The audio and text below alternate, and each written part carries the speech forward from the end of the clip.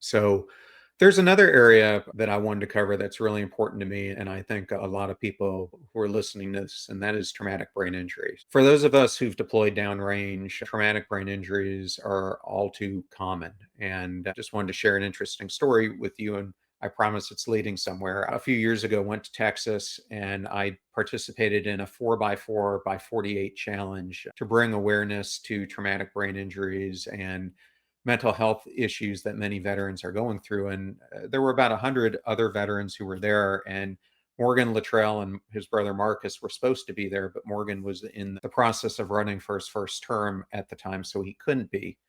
But what was interesting to me, because it's not something that I often talk to other veterans about, but at that event I did, 99.99% of us were experiencing the same repercussions. And what's troubling about this is that it's very difficult to diagnose between the long-term effects of TBIs and post-traumatic stress disorder. So it often gets mislabeled as a mental issue instead of what it actually is. And I think a lot of veterans feel invisible, misunderstood, minimized. I know just personally, it's led to a lot of suicides for veterans because they're not getting the help they need. But so, first, I wanted to thank you and Morgan for sponsoring this because I think it is so important, not just for veterans, but first responders and other people. But what parallels do you see between how we've treated brain injury and overall how we're treating women's health? Because to me, there are like a lot of similarities between the two.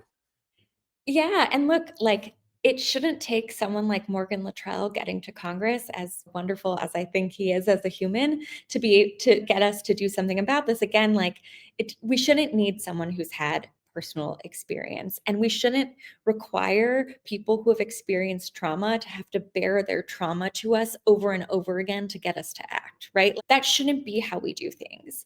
And I think you're exactly right. It's like things that are outside of maybe the experience of your typical leader, your typical member of Congress, don't get as much attention.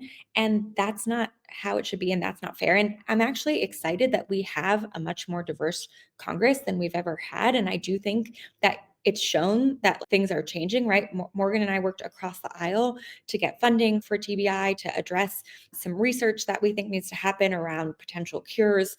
And that's because I represent a military community of San Diego. I hear about this from my constituents all the time. He's lived it himself, and we were able to come together and get things done. And I do think the more young people we get into office, the more people who have different experiences, the more we will be able to address more types of issues. And we need to fix the system so that it doesn't require members of Congress to have personally experienced something to us actually be able to get something done on it.